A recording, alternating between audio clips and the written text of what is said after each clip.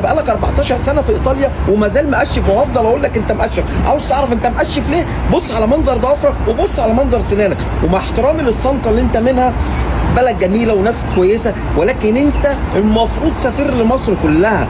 راجل طالع بالمنظر اللي انت، اللبس اللي انت لابسه المعفن ده، انت ايه فين دماغك؟ 14 سنه يا حبيبي، 14 سنه. ده انا بقالي شهرين بس هنا في الامارات وراكب عربيه ثمنها ملايين. انت عبيط يا ابني؟ ده اللي موجود هنا في دوله الامارات بسم الله ما شاء الله، الناس اللي بقالها 3 4 سنين راكبين روز رايز، راكبين العربيه. بس يا استاذ عمرو ما اطلعش اشتغل عشان ضوافري ما تعجبكش. انا شغال بالمله، شغال بكسر، شغال بهد، شغال بعمل.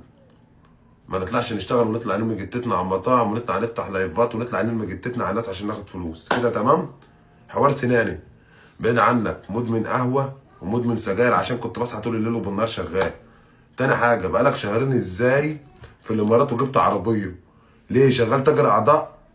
فاتح هناك شقه تعرف الناس على بعضها؟ بتهرب حاجه؟ ده انت لو بتكلم واحد اهبل مش هيصدقك.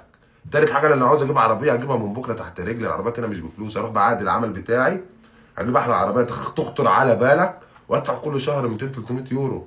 ده انت جاي تتكلم في كلام بتنجان. حوار اللبس، انا بصور وانا شغال، بس اقسم بالله انا ما بحبش اتكلم عن الحاجات دي. يعني الطقم اللي انت شايفه انا لابسه ده اهو، نايك اير ده اهو، عامل له 10. يعني ما تعرفش انت تلبسه. اللبس عندنا الحمد لله، الناس اللي بتشوف الواحد وهو لابس وهو خارج هتعرف الواحد بيلبس نضيف وبيلبس نضيف قوي. تاني حاجه، تالت حاجه، انت ما انتش راجل.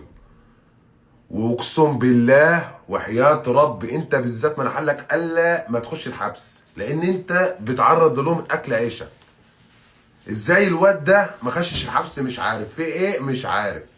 واحد زي ده رمى جتته على نص المطاعم، راجل غلط فيا بدل المره 1000 عشان انت كنت بقول انت بتاكل عيش ناس. ما خشش الحبس ليه؟ دلوقتي انت هربان في الامارات، اقسم بالله لا هطلع على السفاره هنا. الحمد لله انا عارف انا اعمل ايه، وما هحلك انت بالذات لان انت وباء. طلع تقول بتاع في شهرين 2 في الامارات. طب احنا نحقق بقى، عاوزين حد يحقق. بقاله شهرين في الامارات وجاب عربيه ازاي؟